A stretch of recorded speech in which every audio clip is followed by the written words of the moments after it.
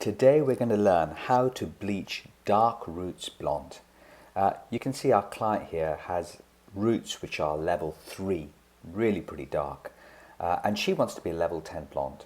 So clearly we're going to need to use a really good bleach and lift those dark roots right up to level 10. We're going to show you how it's done in this video. For bleach today we're going to be using Brilliant Blonde X, which is our lightener with Bond Protect with 30 volume developer.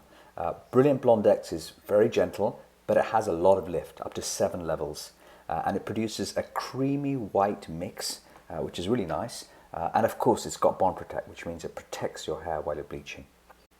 The mix we use is 1 part bleach to 2 parts developer.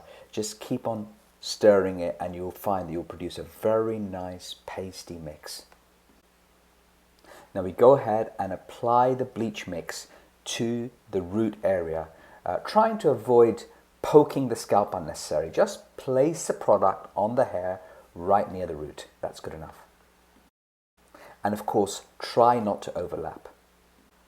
People always ask us, how long should I leave the bleach in the hair? Now, there's no fixed answer to that question. You need to really watch and check. You will know, once you examine the hair, you will be able to see for yourself, like here, that the hair has been lifted. See, we've got it to a very consistent level 10 with pretty much no line of demarcation between the roots and the ends. To tone today, we're using 10.21. That toner is now called 10V. It's a blue-violet based pearl toner. We mix that toner with 20 volume developer and apply very quickly through the hair.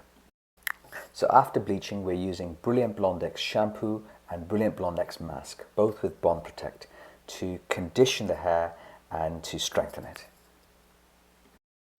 So there we go. Beautiful, white, blonde, healthy